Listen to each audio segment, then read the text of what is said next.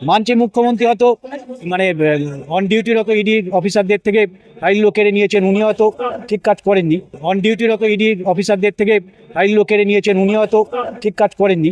And because of election, they are collecting all my information of my party. देखो मैंने सब लेके आया, देखो मैंने सब लेके आया. Because I rang up Pratik, because he is the in charge of my party. So my hard disk, see, phone, hard disk, all they are collecting, and they have already attacked my IT office also in sector 5.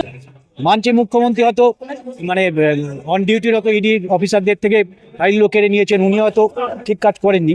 কিন্তু এটা তো ঠিক যে গাজওয়ারি করে actually BJP যেভাবেই হোক বাংলাকে দখল করার একটা চক্রান্ত করছে।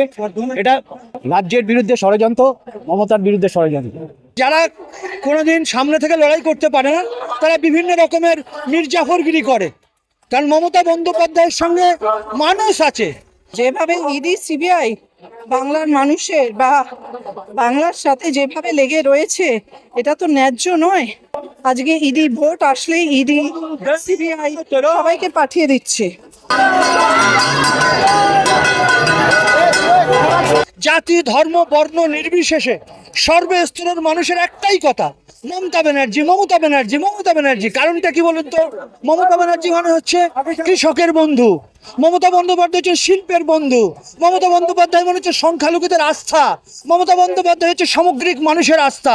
কেন্দ্রের সরকারের অধীনস্থ যে কেন্দ্র তদন্তকারী সংস্থা ইডি যেভাবে আইপ্যাকের ইয়েতে দপ্তরে হানা দিয়ে সমস্ত প্রয়োজনীয় নথিপত্র, যেগুলো কিনা একটা দলের, একটা তৃণমূল কংগ্রেসের দল, তাদের যে ভোটের লড়াইয়ের যে যে যে পদ্ধতি, সেই সমস্ত কিছু মানে লুট করে এক প্রকার ছিনতাই করে নিয়ে গেছে। এটা তো গায়ের জোরই কাজ, বেনিয়মী কাজ।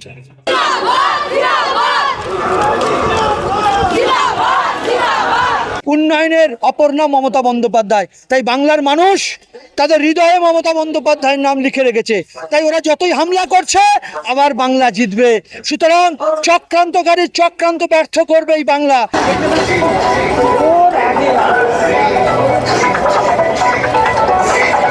আর এই বাংলায় হাজার হাজার মনীষী, লক্ষ লক্ষ মনীষী জন্মগ্রহণ করেছেন।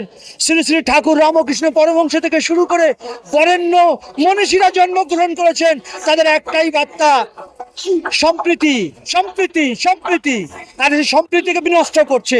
আর মমতা বন্দ্যোপাধ্যায় সম্প্রীতিকে বিচারণ করছে, উন্নয়ন বিচারণ করছে। আমাদের নেতা অভিষেক বন্দ্যোপাধ্যায় রাত দিন পরিশ্রম করছেন মানুষের জন্য। মানুষ দেখছে, দেখুন রাস্তাঘাটে হাজার হাজার মায়েরা, দিদিরা রয়েছে।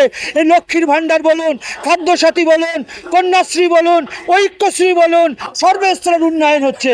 তাই মমতা বন্দ্যোপাধ্যায় একটা কথা ছোট করে বলবো আপনাদের সামনে, কাগজে লেখো নাম, সে নাম মুছে যাবে। পাথরে লেখো নাম, সে নাম মুছে যাবে। আর হৃদয়ে লেখো নাম, সে নাম মুছবে না। বাংলার অলিতে গলিতে মমতা বন্দ্যোপাধ্যায়ের ছবি, আমাদের মা তার ছবি রেখেছে, কারণ মমতা বন্দ্যোপাধ্যায় আস্থার প্রতীক। আর বাংলায় নারীর ক্ষমতায়নে বিশ্বের দরবারে প্রশংসিত, কারণ মায়েরা যত সমৃদ্ধ হবে দেশ তত এগিয়ে যাবে। এই বাংলা সমৃদ্ধ মায়েদের জন্য নারীর ক্ষমতায়নে এক নম্বরে মমতা বন্দ্যোপাধ্যায়। নিরাপত্তা, ঐক্য, একতা এই বাংলা। সেই জন্য সবার একটাই কথা, মমতা লাও, বাংলা বাঁচাও, নরেন্দ্র মোদী হটাও, হটাও। এটা তো সবাই বুঝে যাচ্ছে না যে ভোট আসলেই এরা চাতক পাখির মতন আসা শুরু করে বাংলার মানুষকে হেনস্থা করে। যে চুরি করে সে কিন্তু বুক ফুলিয়ে সামনে থাকে না, সে চোরের মতন ব্যবহার করে। আমাদের নেত্রী কিন্তু আমাদের যে পার্টির যে ডকুমেন্টস গুলো ছিল সেই ডকুমেন্টস গুলোকে খালি নিয়েছে। ওরা তো আগে থেকে সব নিয়ে পালিয়ে গেছে, কারণ ওরা জানে বাংলাকে কোনোভাবে আমরা আটকাতে পারবো না। ঠিক আছে, জানে ইটাগাড়ে যে অবস্থা হয়েছে, অভিষেক বন্দ্যোপাধ্যায়ের লাখো লাখো লোক তার এসে জমায়েত হয়েছে, ওইটা দেখে অমিত শাহ বলুন, মোদি বলুন, মাথা খারাপ হয়ে গেছে। এই কারণে হঠাৎ করে ইডি সিবিআই, এটা তো ন্যায্য জিনিস নয়। যেভাবে নোংরামি জিনিসগুলো করছে এটা ঠিক নয়। তাই বলা হচ্ছে বাংলার মানুষ আমাদের দিদিকেই ভালোবাসে, কারণ দিদি গরিবের স্বার্থে সবসময় লড়াই করছে, তাই দিদিকে কখনো হারানো সম্ভব নয়। তাই যতই করো আমাদের নামে করছে বা যতই করো, আবার কিন্তু জিতবে বাংলা। বিজেপির যে চক্রান্তটা করছে, ইডিকে ঢোকালো ভিতরে গিয়ে, ঠিক আছে, তো এর বিরুদ্ধে আমাদের পদযাত্রা শুরু। আর যতই চক্রান্ত করুক না কেন, দিদি বাংলা দিদি থাকবেই, ওটা হচ্ছে আমার নিশ্চিত ধারণা।